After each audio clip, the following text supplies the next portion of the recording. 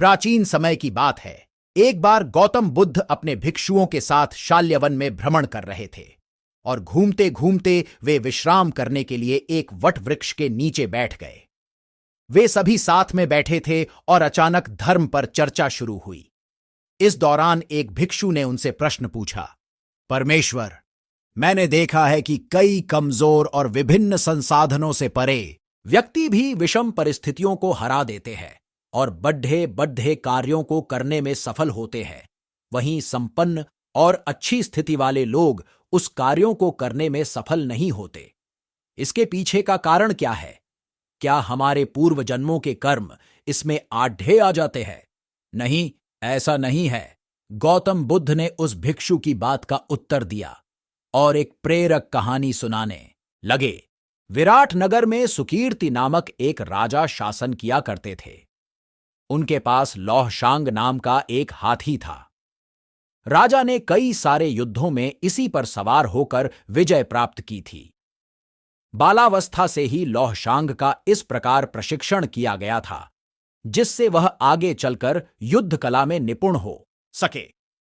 पर्वत के आकर के समान लौहशांग जब सेना का प्रतिनिधित्व करता और हुंकार भरता तो डर के मारे शत्रु की सेना दबे पांव ही भाग जाती थी। जैसे व्यक्ति जन्म के बाद युवावस्था से होता हुआ जरावस्था को प्राप्त होता है, उसी प्रकार लौहशांग भी बूढ़ा होने लगा। उसका शरीर कमजोर पड़ रहने लगा और तेज भी समाप्त होने लग गया। वह अब हाथीशाला में केवल शोभा मात्र बनकर रह गया था। सेना के लिए भी उसकी अहमियत कम होने लग गई थी, जिसके चलते उसकी ओर पहले जैसा ध्यान भी नहीं दिया जाता था।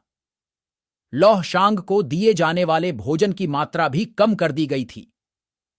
एक बुजुर्ग सेवक उसके लिए भोजन और पानी की व्यवस्था करता था, लेकिन वह भी अक्सर ऐसा करने में चूक जाता था। परिणाम स्वरूप हाथी को भूखा प्यासा ही रहना पड़ देता था। बहुत दिनों तक ऐसे ही प्यासा रहने के कारण एक दिन वह पानी की तलाश में हाथीशाला से निकलकर एक तालाब के पास जा पहुंचा। यह तालाब काफी पुराना था और लौहशांग को पहले भी यहां लाया गया था। तालाब के पास पहुंचकर उसने भरपेट पानी पिया और फिर उस जल में स्नान को चला गया। उस तालाब में कीचड़ डीच होने के कारण वह हाथी उसमें फंस गया। वह जितना भी उस तालाब से निकलने का प्रयास करता, उतना ही उसमें फंसता चला गया। अंत में वह हाथी गर्दन तक कीचड़ में फंस गया। जब राजा तक यह खबर पहुंची तो उन्हें बहुत दुहक हुआ।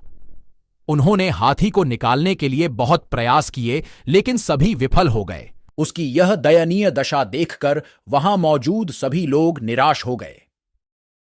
जब एक के बाद एक सभी प्रयास निष्फल हो गए तो एक बुद्धिमान मंत्री ने उपाय सुझाया, जिसके बाद हाथी को बचाने वाले सभी लोगों को वापस बुला लिया गया और उन्हें सैनिकों की तरह सुसज्जित किया गया और युद्ध का वातावरण बनाया गया।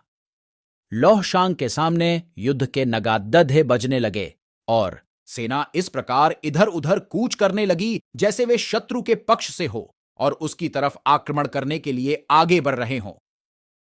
यह देखकर अचानक लौहशांग में ना जाने कैसे जोश आ गया और उनसे बहुत जोर से हुंकार भरी।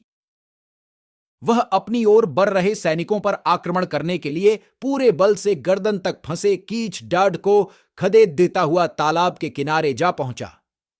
उसके बाद उसे सैनिकों पर आक्रमण करने से पहले बहुत मुश्किल से नियंत्रित किया गया। यह कथा समाप्त करते हुए गौतम बुद्ध ने कहा, भिक्षुओं, इस संसार में सबसे अधिक महत्वपूर्ण मनोबल ही है।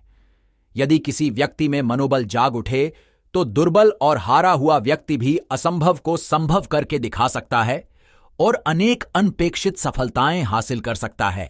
इस प्रेरक कहानी से हमें यह सीख मिलती है कि मन के हारे हार है और मन के जीते जीत। अर्थात यदि व्यक्ति मन में ठान ले कि उसे जीतना ही है तो कितनी भी विषम परिस्थिति हो वो उसे विजय प्राप्त करने से नहीं रोक सकती है।